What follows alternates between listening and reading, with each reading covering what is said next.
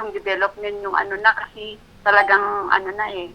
Apo. Kumbaga kulang yung days na, yung gano'n. Ako naman, para makita ko agad yung ano development yung tanim ko. Mm-mm. Ayun, yung ano, yung bansot nagiging ano na, hindi na siya bansot. Talagang Parang ano nyo nun, ma'am, bansot siya nun, tapos nung na-spray nyo ng Goshen, ganun ba? Biglang humabol, ganun? kumabol siya. Oh, Talagang wala na yung bansot niya. grabe, oo.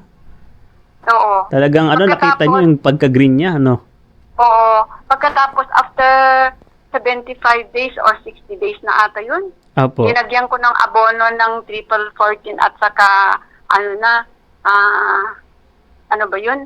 00, 60. 00, yung potas, oo, at saka 0060. yung 046, yung 4600.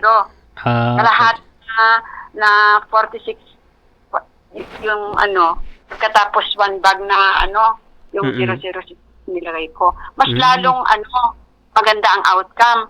Kaso lang, alam mo, eksakto noon, ano, noong bagyo. Ay, nagbagyo po kasi nun eh. Oo, yung malakas na bagyo natin, doon sa July ba yun? Opo, oo. Sa July. Alam mo, kahit ganun yung nangyari, parang, ano din, may tama naman, pero maganda pa rin ang outcome kasi yung 1 hectare ko is nakakuha pa ako ng 132. Oh, malaki-laki yun, ma'am, ah. Oo, 132 ang nakuha ko. Mataas na yun sa 1 hektarya. Yung iba, wala pang 100 eh. Yun nga, ang 1 hectare noon na ano ko lang is 80, katapos 50, ganun sa 25. Oh. Ayun, ma'am, nagbawas kayo ng abono, ma'am. Ngayon, nagbawas ako. Nagbawas na kayo ngayon. Second time.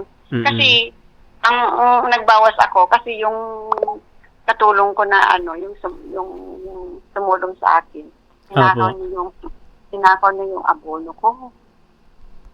Nagiging yung ano ko. Kahit mabuti na lang na nakabili ako sa inyo ng yung Goshen. Yun na ang ano ko, nilagay ko na. Oo.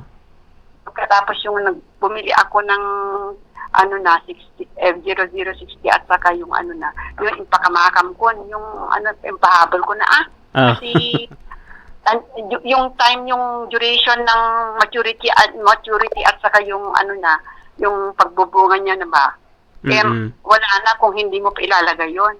Opo.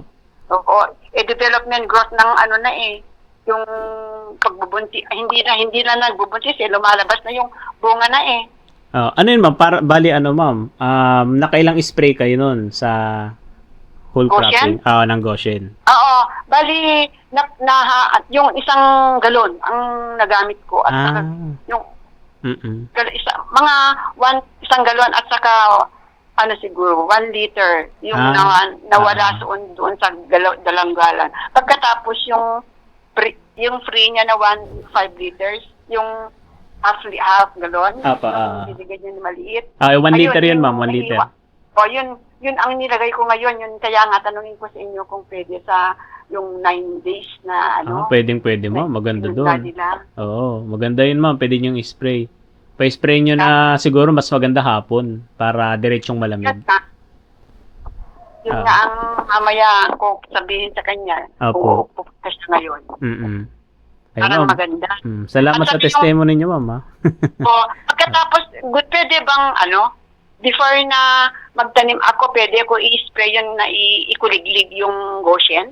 Yes, ma'am. Pwede po. Sa lupa? Yes, ma'am. Opo. Maganda yun, ma'am, kasi para sa ano, ma'am, land preparation yun para yung good bacteria kumalat na po doon. Yun nga, yun ang ano ko.